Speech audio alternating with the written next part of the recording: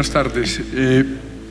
Sea lo primero, partir de la base que lo que vamos a hacer Sergio y yo acá no es nada diferente a lo que el doctor Andrés Orión Álvarez, al momento de la instalación del evento, estaba haciendo alusión a un proyecto que estamos iniciando al interior del instituto, tendiente a establecer la necesidad o no de hacer una reforma puntualmente o una actualización puntualmente de las normas de responsabilidad civil en Colombia.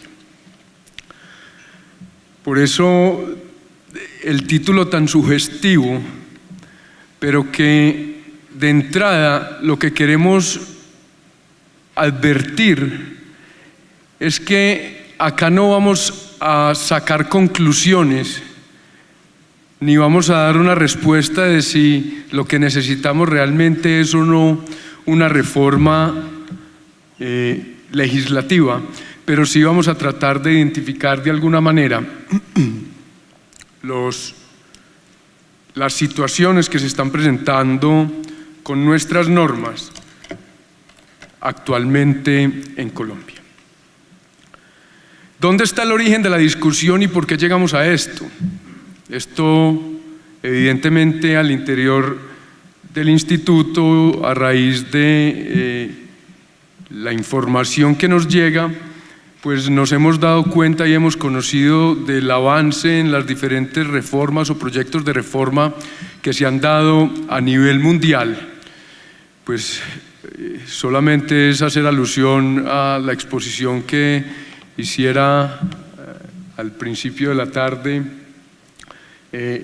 respecto de la reforma de Argentina, la reforma que viene en Francia, el proyecto que se está dando en Bélgica, y para no ser ajenos a lo que está ocurriendo acá, pues el proyecto de ley que ha sido liderado pues por el propio doctor Sergio Rojas. Entonces, cuando nosotros analizamos este tema, la pregunta que nos hacemos es ¿qué está pasando en Colombia? ¿Y será que esas reformas que se están dando a nivel internacional, pues de alguna manera pues debemos montarnos nosotros en ese bus de la actualización? El doctor Juan Carlos Gaviria ahorita hacía alusión en su conferencia que pues nosotros estamos regulados por un código del siglo XIX y en el que vamos a encontrar o encontramos el capítulo puntual de las normas de responsabilidad civil extracontractual que están desde 1887 vigentes y que no han sido modificadas hasta el día de hoy. Están contenidas puntualmente, ustedes lo sabrán mejor que yo, entre los artículos 2341 a 2358 del Código Civil. Y adicionalmente podemos encontrar como una base general las normas que se refieren a la responsabilidad contractual en los artículos 1602 a 1617. Ahora, nosotros consideramos que lo más importante a instancias del trabajo o proyecto que pretendemos hacer es centrarnos, por lo menos en principio, en lo que tiene que ver o en lo que toca con las normas de responsabilidad civil extracontractual. Y cuando nosotros nos vamos a ese capítulo de las normas de responsabilidad civil extracontractual, todos pues vamos a encontrar básicamente el siguiente esquema. La norma general contenida en el artículo 2341 con un régimen subjetivo, posteriormente lo que se refiere a la legitimación, pluralidad de sujetos, cuando regula el tema de la solidaridad, a lo que haremos alusión más adelante, tema de la capacidad quiliana, responsabilidad civil por el hecho ajeno, responsabilidad por edificios, responsabilidad por animales, responsabilidad civil en ejercicio de actividades peligrosas. Ese título es mío porque realmente esa norma, cuando vamos al origen de ella, realmente no está regulando unas actividades peligrosas, pues no mío, sino del desarrollo jurisprudencial, las normas de concurrencia de culpas, prescripción y daño contingente. Y entonces acá es donde encontramos nosotros la importancia de la jurisprudencia en este tipo de derecho. Es que cuando nosotros miramos ese listado de normas que yo acabo de enlistar de manera somera, debemos preguntarnos realmente si todo lo que viene desarrollando o ha desarrollado la jurisprudencia realmente tiene acomodo en esas normas. Lo que de alguna manera nos permite concluir, y esto no será nada nuevo para ninguno de nosotros, que este derecho, incluso por encima de la mayoría de los otros derechos, pues tiene una influencia enorme en la jurisprudencia. Y esa jurisprudencia, pues necesariamente se ve influenciada en el paso del tiempo por diferentes teorías. Y diferentes teorías, diferentes situaciones, momentos políticos, momentos económicos, que de alguna manera pues dan lugar a que se establezcan teorías, se establezcan doctrinas.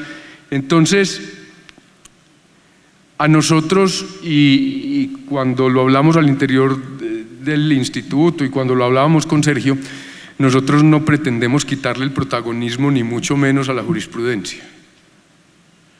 Si es que llegáramos a concluir que las normas de la responsabilidad civil hay que actualizarlas, nosotros no podemos desconocer el rol tan importante que tiene la jurisprudencia. Lo que pasa es que, y vamos a verlo, hay una serie de situaciones en desarrollo del derecho de la responsabilidad civil, hombre, que sí nos puede dar lugar a revisar estas, pero haciéndolo de una manera general, de tal manera que sea la jurisprudencia la que mantenga esa posibilidad de desarrollar todos esos temas y de crear nuevas teorías o desarrollar las teorías de la responsabilidad civil. Ahora sí vamos a arrancar la conferencia.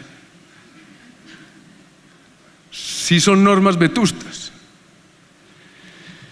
Entonces la primera pregunta que yo me hago o que nosotros nos hicimos al interior de esto es un tema que cada día va adquiriendo más importancia y al que el doctor Pizarro pues inclusive hizo alusión ahora en su conferencia. Todos tenemos claro que la función primordial de la responsabilidad civil no es ninguna diferente a la de reparar. Y como lo decía bien el doctor Juan Carlos Gaviria ahora también, hombre, lo que buscamos es una reparación integral. Al final del día, lo que pretende la responsabilidad civil no es nada diferente a una indemnización integral. Ahora, nosotros no podemos ser ajenos a esas teorías que se están dando en todo el mundo que hacen alusión a la función preventiva de la responsabilidad y a la función sancionatoria de la responsabilidad. La teoría clásica dice, no señor, usted solamente tiene en la responsabilidad civil o encuentra en la responsabilidad civil una función reparadora y esa función preventiva y sancionadora está incluida al momento de conceder una indemnización. Esa indemnización de alguna manera cumple con funciones persuasivas respecto de los demás miembros de la comunidad e incluso se puede mirar muchas veces como una sanción respecto del mismo sujeto. Entonces, si nos vamos a esa función preventiva, a nosotros no se nos puede olvidar que la responsabilidad civil parte de un principio, el alterum non ladere, que tiene, mejor dicho, que hace referencia a que hay deberes y derechos correlativos entre las partes, entre la víctima y el responsable. Y entonces, si nos ponemos del lado del responsable, tiene un deber primario que es no causar un daño a otra persona. Pero además tiene un deber secundario, que si llega a causar un daño a esa persona, pues tendrá que indemnizarla. Lo que pasa es que cuando se hace el análisis de la responsabilidad civil solamente desde el punto de vista de la reparación, nos quedamos en ese segundo aspecto del principio y se nos olvida el primero. Y si nos centramos en el segundo, olvidándonos del primero, eso no quiere decir que la responsabilidad civil no tenga un fundamento preventivo. Ahora, el hecho de que tenga un fundamento preventivo tampoco nos puede permitir, bajo ninguna circunstancia, concluir de manera tajante que la responsabilidad civil, o que una de las funciones de la responsabilidad civil es de naturaleza preventiva. Ahora, si decidimos acoger en Colombia o sostener en Colombia, que la responsabilidad civil es de naturaleza preventiva, pues incluyamos una norma. Argentina lo hizo.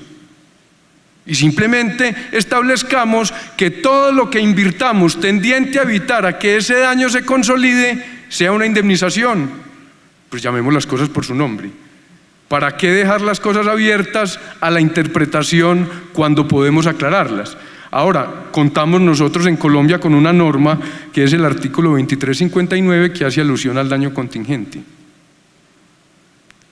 Esa figura del daño contingente, que está contenida en esas normas generales de la responsabilidad civil extracontractual, pues al final, y que hoy también está desarrollada en la Ley 479 de 1998, que hace alusión a las acciones de grupo y a las acciones populares, pues de alguna manera también nos va dando el mensaje de que la responsabilidad civil, o frente a la responsabilidad civil, sí está vinculada de alguna manera esa función preventiva. La pregunta que nosotros nos hacemos o que pretendemos plantear es si ese artículo 2359 hoy por hoy es suficiente para poder llegar a sostener o traer hacia Colombia de una manera clara que la responsabilidad civil como tal cumple una función preventiva. Junto a esa función preventiva viene una figura que cada día viene adquiriendo mucha más relevancia en el derecho, sobre todo originada en el derecho anglosajón, basada en el principio de la buena fe contractual, que es el de la mitigación del daño, que además la tenemos regulada en las normas del contrato de seguro acá en Colombia, pero que de manera jurisprudencial se ha venido aplicando a temas de responsabilidad civil y la hemos venido aceptando. Y hoy por hoy se está constituyendo en una excepción primordial en los procesos, porque es que nos estamos dando cuenta que es que la víctima, a pesar de no haber tenido la obligación de soportar el daño, no se puede acostar a esperar a que la indemnicen habiendo tenido la posibilidad de ella misma de reparar su daño. Porque es que la responsabilidad civil no puede ser tenida nunca como una fuente de enriquecimiento. Respecto a la función sancionatoria, sin definir si puede estar o no de acuerdo con ella, pues yo sí preferiría que si vamos a reconocer sumas sin un sustento en el daño sufrido por la víctima, como ocurre en mi sentir, y esto lo digo de manera personal, en el reconocimiento exagerado de perjuicios extrapatrimoniales, no reconozcamos sumas vía o no otorguemos sanciones vía perjuicios extrapatrimoniales. Más bien establezcamos una norma que diga que cuando usted actúa de determinada manera, bajo determinadas condiciones, como toda la teoría del daño punitivo, pues se reconocerán unas sumas a título de sanción, sin necesidad de tener que hacer un montón de artimañas en sede de los perjuicios extrapatrimoniales para reconocer unas cifras que en mi sentir muchas veces son exorbitantes y sin lugar a dudas tienen la naturaleza o la intención de ser sancionatorias. Segundo punto, y esto tiene que ver mucho con el contenido de este congreso, de todas las charlas que se han dado hasta hoy, hasta este momento, y muchos de los temas que fueron desarrollados esta mañana por el doctor Arturo Solarte, y respecto de los cuales quiero hacer unas anotaciones puntuales para que de alguna manera nos hagamos la pregunta si respecto de, primero, si podemos aceptar que estos son los 4 elementos de la responsabilidad civil, o si vamos a tener 5 como trajo Argentina en su reciente código, o si vamos a tener 3, o si vamos a tener 2, o cuánto vamos a tener. Pero digamos que para efectos de esta conferencia, y eso es la potestad que tiene quien está acá parado, partamos de la base que aceptamos que son 4, que hace referencia al hecho o conducta, al factor de atribución, al daño y al nexo de causalidad entre esa conducta y el daño. Y miremos unos casos puntuales. Y no voy a profundizar mucho en ellos porque pues ya esta mañana bien lo hizo el doctor Solarte. Pero respecto del hecho, además de las anotaciones que él hizo cuando analizaba el tema de la conducta, yo quiero tocar un tema y tiene que ver con la discusión que se planteó esta mañana con Diego y con el profesor Tamayo en el tema de las omisiones. Y yo pienso que hay una figura que el derecho civil se ha robado del derecho penal, que es el tema de la posición de garante, y que al final del día, frente a esa posición de garante, no habrá ninguna duda en los ámbitos legales o contractuales. Cuando yo tengo una posición de garante derivada de una posición legal o contractual, pues ahí no cabe duda de que esa omisión será generadora de responsabilidad. La pregunta que nos debemos hacer es cuando no tenemos la posición de garante o tenemos una posición de garante de hecho. Ahí está lo difícil. ¿Cómo se define esa posición de garante de hecho? Pues muchas veces va a ser definida conforme a la sala que resuelva el caso que tenga enfrente o a la jurisprudencia a la que bien hizo alusión el profesor Solarte, pero que tampoco tocó puntualmente el tema de hasta dónde tengo yo la obligación de socorrer a alguien.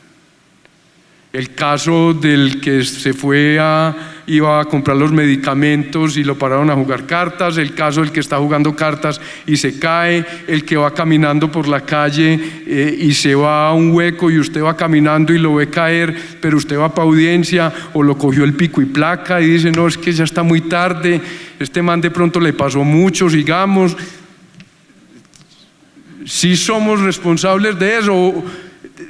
¿Hay causalidad respecto a esa conducta suficiente para que esa omisión mía sea capaz de generar una indemnización o un derecho de crédito respecto de esa víctima?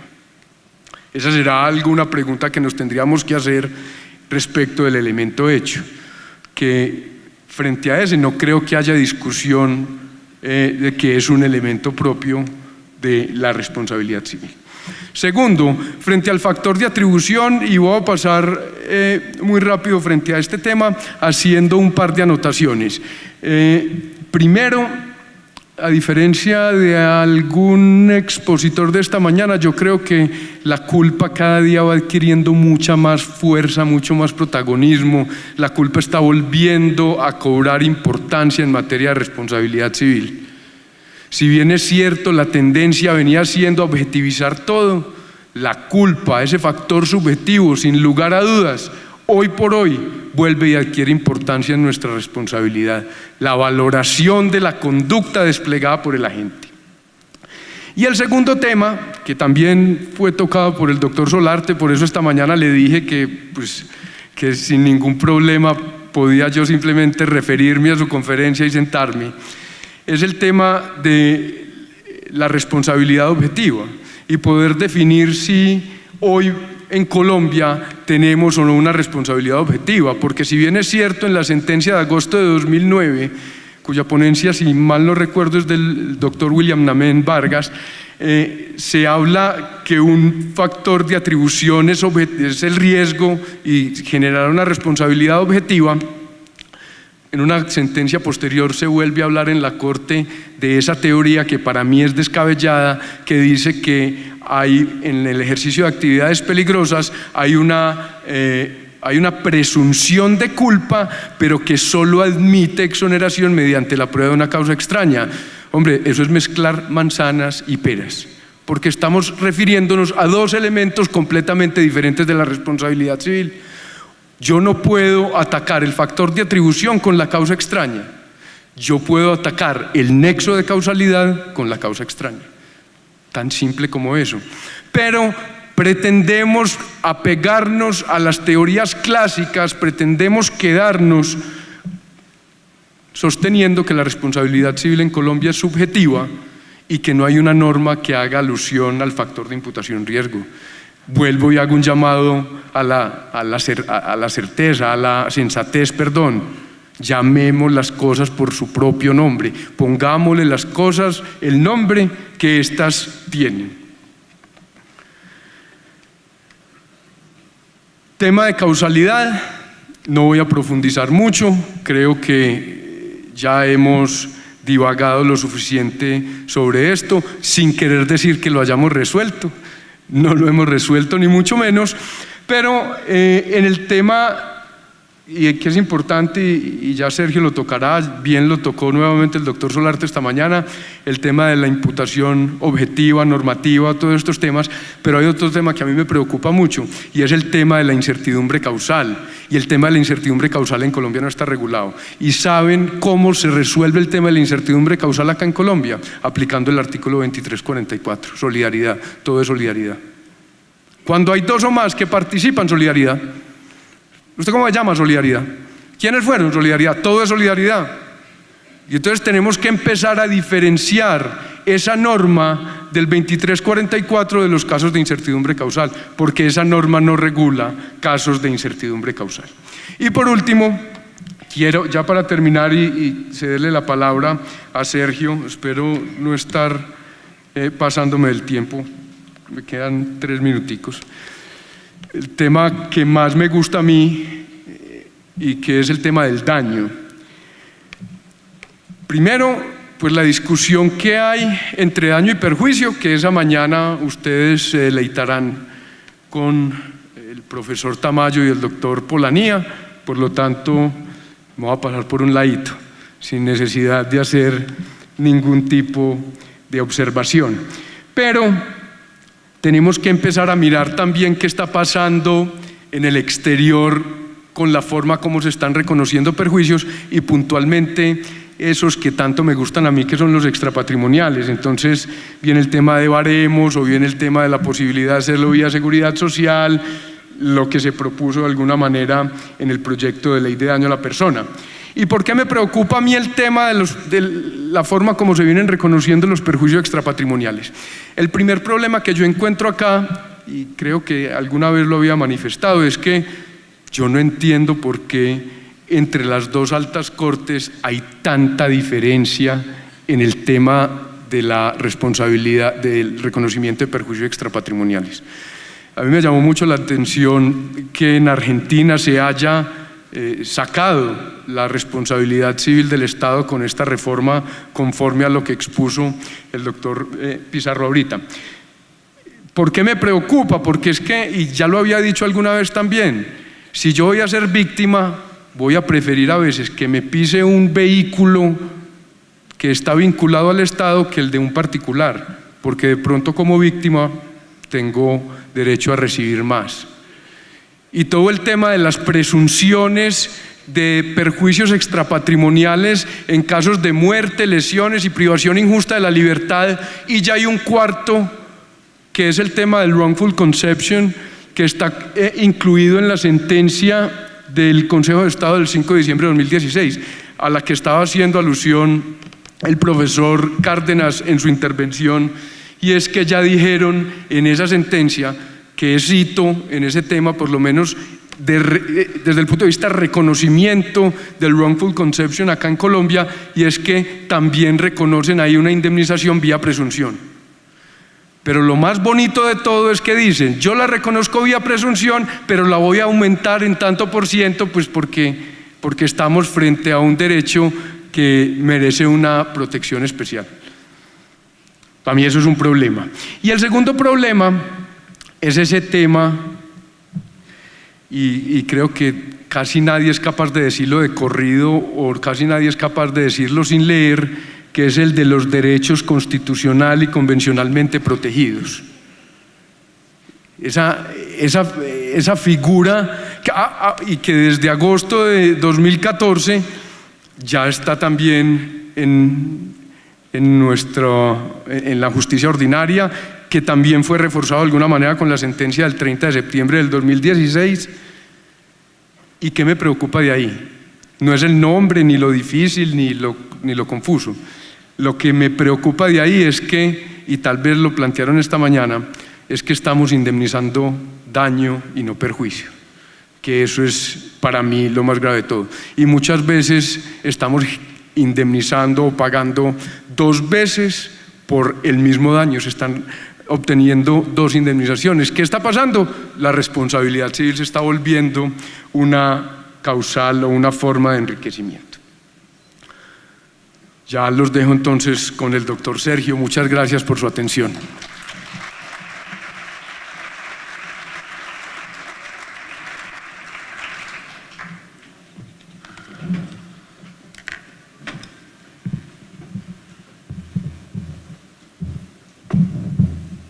Muy bien, buenas tardes a todos. Voy a tratar de ser corto y diplomático. Corto para no aburrirlos, diplomático para que el doctor Obdulio, que no está, no me diga sepulturero mañana en la mañana cuando terminemos de reseñar estos temas. La conferencia que venimos a presentarles con Juan David se titula Tendencias y jurisprudencia sobre la necesidad de una reforma integral de la responsabilidad civil.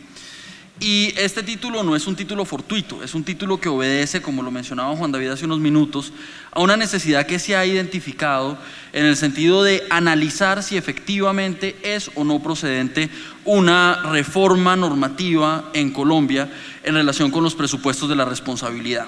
Juan David les ha ilustrado sobre algunas dehiscencias normativas que ponen de presente que efectivamente reformar la responsabilidad puede ser una necesidad en Colombia. Por mi parte, me ha correspondido darles un panorama general sobre la situación jurisprudencial.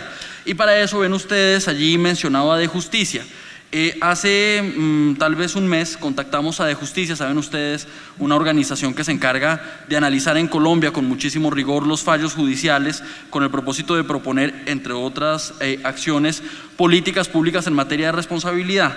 Y le dijimos a De Justicia, mire, queremos que usted tome los últimos 5 años de jurisprudencia de la Corte Suprema de Justicia en materia de responsabilidad civil, concretamente en materia de indemnización de daños causados por sujetos de derecho privado, Sala de Casación Civil de la Corte Suprema de Justicia.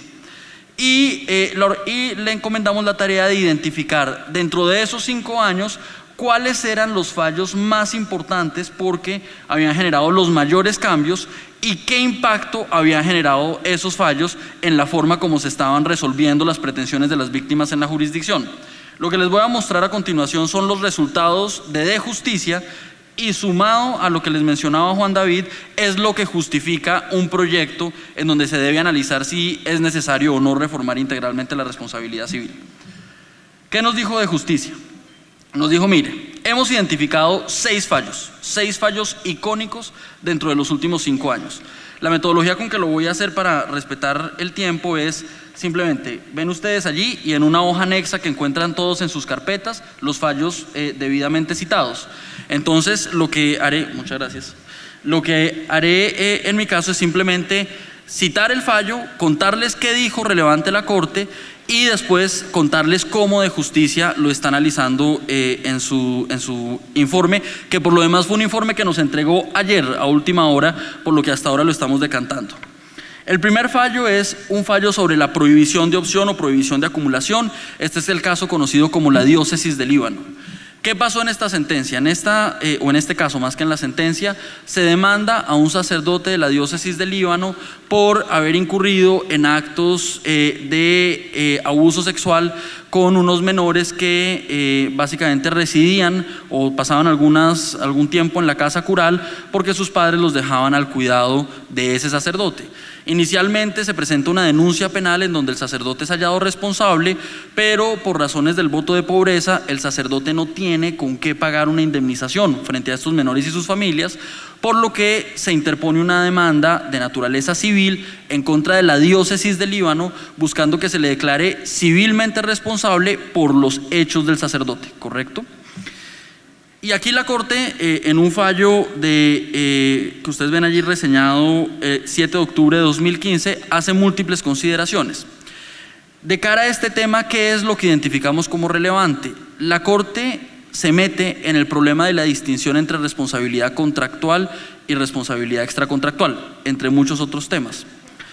Y señala en esa discusión que en Colombia está vigente la distinción, pero no solo que está vigente la distinción, sino aclara una duda que había en el ambiente, y es que está vigente una figura que se conoce, todos lo sabemos, como la prohibición de opción o prohibición de acumulación, que según define la Corte en ese momento, implica en general que si uno demanda por la vía equivocada, es decir, si frente a un mismo daño uno demanda como contractual lo que es extracontractual o viceversa, pierde la pretensión.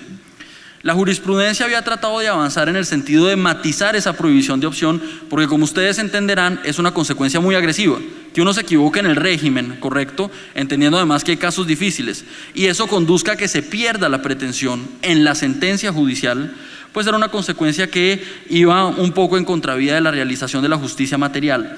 Pero en esta sentencia de la diócesis de Líbano, la Corte refrenda la figura y dice: si usted demanda lo contractual por la vía que no es decir, como extracontractual, o viceversa, usted pierde la pretensión.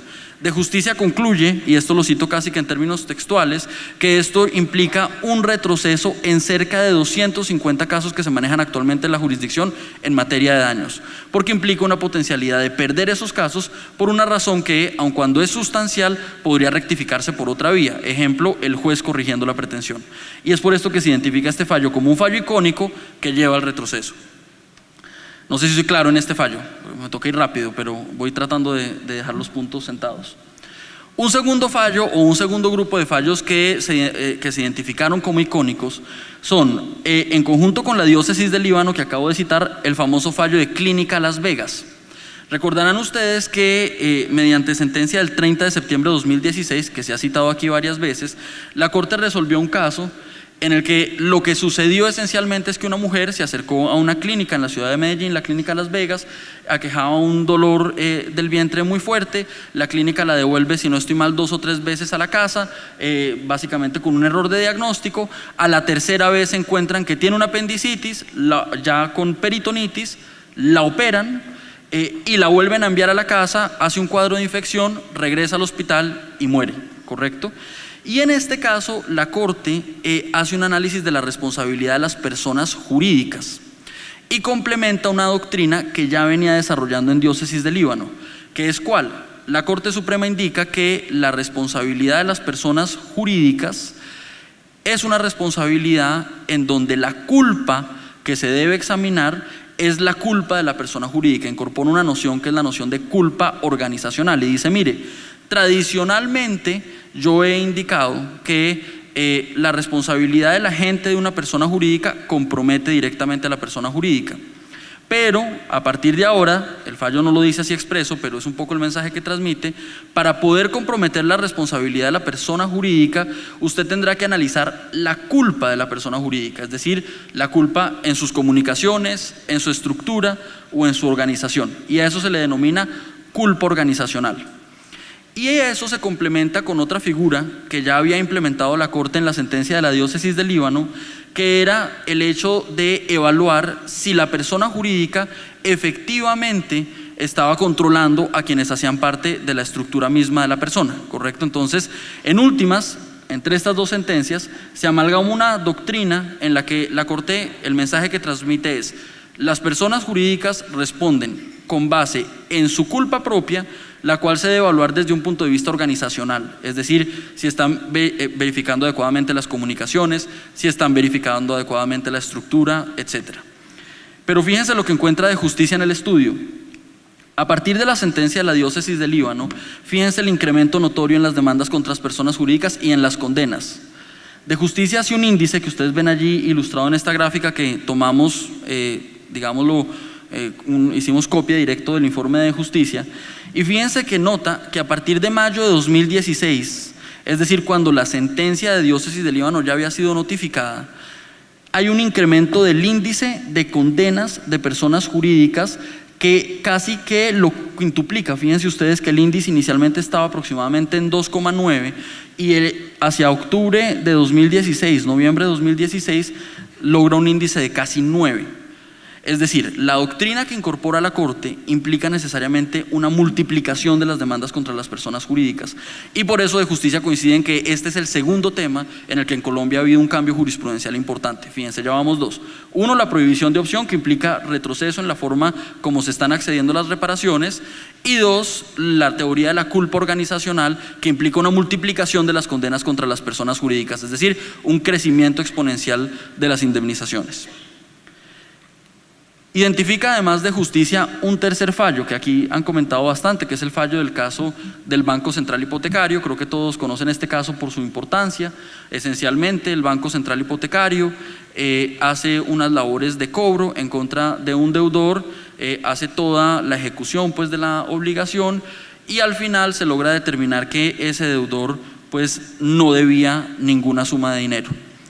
Y en esta sentencia del Banco Central Hipotecario, básicamente la Corte, ya no actuando como tribunal de casación, sino como tribunal de instancia, crea un nuevo perjuicio extrapatrimonial. De ahí la importancia de este fallo, un perjuicio que en la corporación, o que la corporación en ese momento denomina como daño a los intereses personalísimos de especial relevancia constitucional. Poco esto, puedo estarme equivocando en algún término.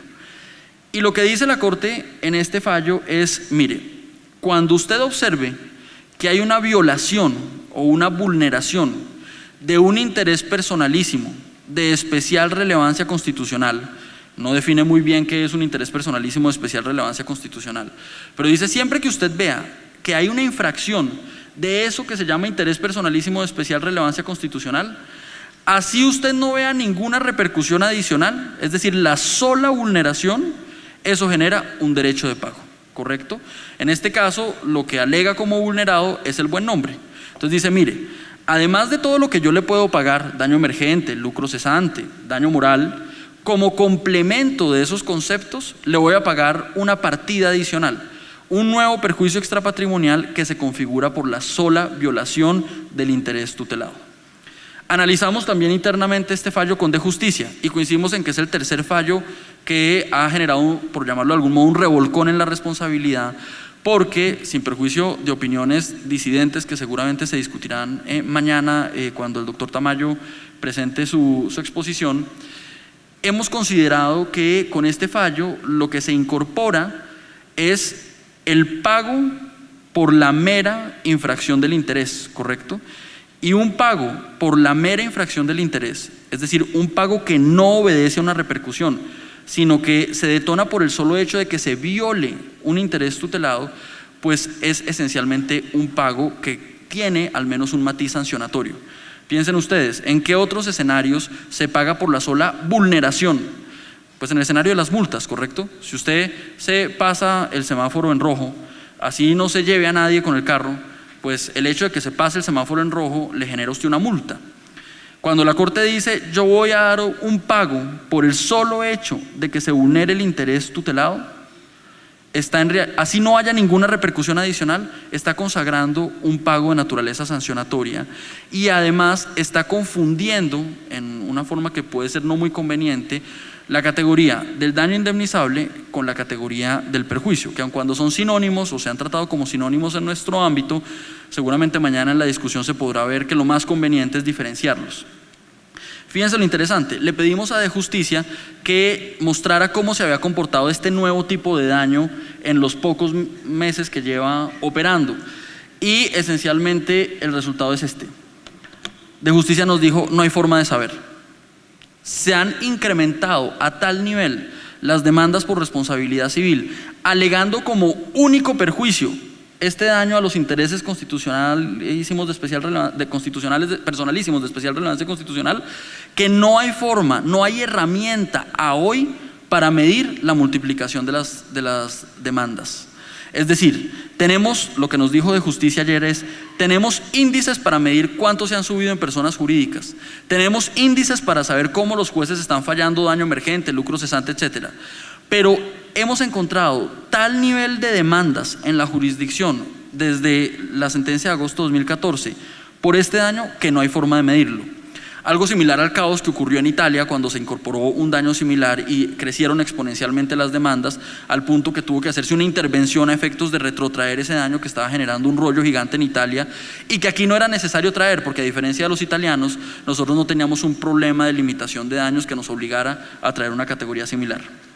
Este es un tercer fallo que se ha considerado como fallo icónico. Otros dos fallos que me parecen, o otro fallo que me parece importante reseñar y que nuevamente con De Justicia coincidimos en que es el cuarto fallo fundamental de la responsabilidad en los últimos 5 años en Colombia, es el caso que se conoce, digamos, en la jerga cotidiana como el caso del niño de Envigado, que este es un caso en el que a la Corte le corresponde resolver una demanda en la que lo que sucede es que un niño en Envigado se sube a una tracción mecánica, ¿correcto? Y cuando está en la tracción mecánica lamentablemente se sale y cae, ¿correcto? Sufre unas lesiones graves y las lesiones después empiezan a evolucionar cada vez de forma más considerable, ¿correcto? En ese caso se plantean dos problemáticas. La primera, la Corte identifica que en el curso del proceso, ¿sí?, las lesiones que padecía el reclamante se han ido agravando. Entonces la Corte se pregunta, esas lesiones se agravaron, pero a mí no me las pidieron en la demanda por obvias razones, porque en ese momento no estaban agravadas. ¿Debo reconocerlas? El principio de congruencia, en principio, y esto obviamente antes del Código General del Proceso, indicaba que no, porque si no se habían solicitado en la demanda, pues técnicamente el juez no podría reconocerlas en la sentencia. Pero la Corte, en este fallo que después termina siendo incorporado en el propio Código General del Proceso, en el artículo 206, dice, cuando usted observa que las lesiones se agravan en el desarrollo del proceso y que en consecuencia el litigante no las pudo pedir en la demanda, es deber del juez reconocer esas lesiones. Matiza el principio de congruencia y dice, si la lesión evoluciona en el curso del proceso, es deber del juez reconocer la lesión en la sentencia porque era obvio que no se podía pedir, ¿correcto? Y agrega una cosa adicional, dice, y además es potestad y deber del juez, desde estas narraciones en donde unen la potestad y el deber, es potestad y deber del juez determinar la forma de indemnización. Porque la Corte advierte en este fallo del niño de Envigado que la única forma de indemnización no es necesariamente el pago de sumas únicas, que es como tradicionalmente uno entiende las indemnizaciones, y advierte por el contrario que la indemnización se puede pagar, por ejemplo, a través de sumas periódicas. Y dice, mire, por ejemplo, un lucro cesante, pues en lugar de desembolsar una suma única, usted puede desembolsar una suma periódica, y va más allá, y dice, es más, podemos incorporar sistemas de administración del pago de la indemnización. En este caso ordena que se constituya una fiducia o que se lleven el dinero a un patrimonio autónomo para que administrado por una fiducia sea el patrimonio autónomo el que le pague a la víctima.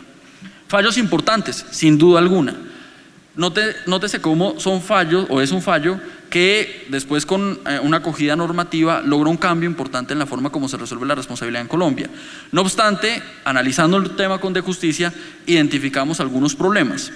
El primer problema, que no es un problema del fallo, sino un problema general que sería necesario definir, es la Corte adopta la posición sobre la lesión evolutiva en la medida en que la lesión ocurra dentro del proceso. Dice la Corte, si la víctima arranca con una lesión X y esa lesión se agrava en el proceso, el juez la debe reconocer. Estamos en mora de definir qué pasa si la lesión ocurre o se agrava después de la sentencia, por ejemplo, que este es un tema que está abierto, ¿sí? O si se atenúa también, porque la única posibilidad de cambio de la lesión no es que se agrave, puede ser que se atenúe. Y esos son aspectos que hoy en día resultan invasivos, ¿correcto? No hay forma de definirlos. Hay un proyecto de ley, que es el proyecto de ley de daño a la persona, que trata de regular el tema, pero en general, al estado de hoy, al estado actual de la discusión, no hay un criterio. Y el segundo problema, que nuevamente tomamos una gráfica que hace De Justicia, es el que ustedes observan allí. En esa gráfica ven ustedes qué tanto impacto ha tenido este famoso tema de ordenar el pago de las indemnizaciones a través de fiducias, ¿correcto? Porque como les mencioné, en el caso del niño de Envigado, la Corte así lo ordena. entonces hay un nuevo mecanismo de administración de pagos tal. Pues fíjense que los índices no son, digamos, muy alentadores en la medida en que todavía el 70% de los casos resueltos, insisto, en los últimos 5 años, no establecen sistemas de administración de pagos por conducto de fiducias. El impacto hasta ahora ha sido del 35.2%, es decir, de cada 100 casos, 35.2 ordena que se pague a través de fiducias. ¿Cuál es el problema? Que si ustedes observan, yo no sé si esto tenga cómo apuntar, pero creo que se ve sin necesidad de apuntar. En la primera columna, vean ustedes que hay una parte azul y una parte roja, ¿correcto? La parte azul, ¿sí?, son fallos en donde, allí quedó invertida la convención, la parte azul son fallos en donde el costo de la fiducia ha sido imputado al agente dañador. La parte roja corresponde a los fallos en donde el costo de la fiducia ha tenido que ser solventado por la víctima. Fíjense que hay un problema grave frente a las víctimas. Cuando la Corte trajo el caso del niño de Envigado, no precisó quién debía solventar los gastos de la fiducia, porque pues obvio que la fiducia genera un costo. Y esto ha llevado a que los jueces no tengan un criterio unánime y en su mayoría le ha llevado a solventar esos gastos a las víctimas, lo que naturalmente desde la perspectiva de un principio de reparación integral pues genera al menos cierta inquietud. Es decir, se requeriría alguna discusión de fondo para al menos crear un criterio uniforme y evaluar si efectivamente es la víctima quien lo debe solventar. No obstante, eso no está resuelto, ¿correcto? Y el último fallo que se ha considerado como el fallo o el quinto fallo revolucionario en materia de daños en Colombia en los últimos 5 años, pues es nuevamente el caso de Clínica Las Vegas, pero esta vez en relación con la causalidad. ¿Por qué? Porque en Clínica Las Vegas, como lo ilustraban esta mañana, particularmente el doctor Solarte en su conferencia, la Corte Suprema pareciera acoger lo que ella denomina un criterio normativo de imputación. Yo diría que es algo cercano a la imputación objetiva, ¿correcto? Sin necesariamente estar defendiendo la teoría de la imputación objetiva, pero aun cuando creo que es correcta la teoría de la imputación objetiva, en este caso lo que la Corte señala es, mire, no vamos a hablar en adelante de la causalidad adecuada como lo veníamos hablando, ¿sí? Vamos a empezar a hablar de una causalidad o un análisis fáctico y una causalidad o análisis jurídico. Es decir, hace una bipartición entre causa de hecho y causa de derecho, como es muy propio de los sistemas de imputación objetiva. Y dice, en la causa de hecho, usted ahora lo que va a tener que hacer es determinar todo el elenco de causas posibles que pudieron incidir en ese resultado. Todo el elenco, ¿correcto? Un criterio fáctico. Y una vez usted tenga todo el elenco de causas posibles, va a pasar una segunda etapa. Esto es la Corte colombiana diciéndolo, ¿correcto? Curiosamente, además, sin citar casi doctrina extranjera ni nada, ella misma lo incorpora y dice, dentro de toda esa causa de hecho, ahora usted le va a aplicar unos criterios normativos que le permiten determinar cuál es la causa relevante, ¿ya? Entonces, pide que se haga un análisis de 2 fases en la sentencia de la Clínica Las Vegas.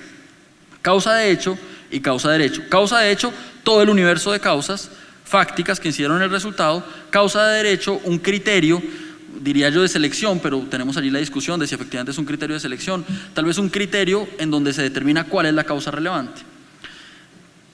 Aparentemente positiva la postura de la sentencia porque creo que todos sabemos las limitaciones que tiene la teoría de la causa adecuada como la estamos manejando en Colombia. Genera distorsiones muchas veces en análisis causal porque lleva a resultados básicamente contraintuitivos. ¿Cuál fue el problema de este fallo? Que a pesar de que es un cambio importante, la Corte olvidó indicar con qué criterio se debía analizar la causa de hecho y con qué criterio se debía analizar la causa de derecho. Si uno observa en otras tradiciones jurídicas, la gran discusión no tiene tanto que ver sobre si se analiza la causa de hecho y la causa de derecho, sino cuáles son los criterios para ver la causa de hecho y la causa de derecho. Yo creo que en la conferencia del profesor Papayani se vio que allí hay una discusión muy importante, si hay criterios de imputación, si no hay criterios, etc. Pero la Corte en Colombia olvida indicar esto. De manera que aparentemente incorpora una teoría normativa de imputación, pero sin darnos los criterios con base en los cuales tenemos que resolver la causa de hecho y la causa de derecho, ¿correcto? Por eso, de Justicia concluye que el impacto que la jurisprudencia reciente ha tenido en el sistema de daños es realmente un impacto regresivo. Y es regresivo porque al generar cada vez mayores complejidades en la forma como se están reparando los daños, pues el acceso a las víctimas es cada vez más difícil. Bien, esto lo dice sobre todo en los últimos 3 años de jurisprudencia, ¿correcto? Dice de justicia, sobre todo en los últimos 3 años. Y este es el insumo, junto con lo que les mencionaba Juan David, para el grupo de trabajo que ha decidido amablemente abrir el IARCE. Este es un grupo de trabajo que, y por temas de tiempo no voy a mencionar, tenemos unas inspiraciones, los principios de derecho europeo, de responsabilidad, etcétera, pero es un grupo de trabajo que tiene por objeto reunir distintas personas que han trabajado temas de responsabilidad con el propósito de, partiendo de este diagnóstico, plantearse 2 preguntas. La primera, con la situación actual, ¿debe o no debe buscarse una reforma de la responsabilidad civil? Tenemos normas vetustas, tenemos una jurisprudencia que ha hecho un gran trabajo durante muchos años, pero que pareciera tener oscilaciones hoy en día que podrían precisarse. Y segunda pregunta, si es necesaria una reforma, ¿cuáles serían las características de esa reforma? Porque intuitivamente lo que todos creemos es que la jurisprudencia debe seguir teniendo un rol relativamente protagónico en el desarrollo. Pero la pregunta es, ¿qué alcance debería tener, si se considera que hay una reforma, el que se definan unos principios o criterios generales que permitan solucionar estas vicisitudes que actualmente se presentan?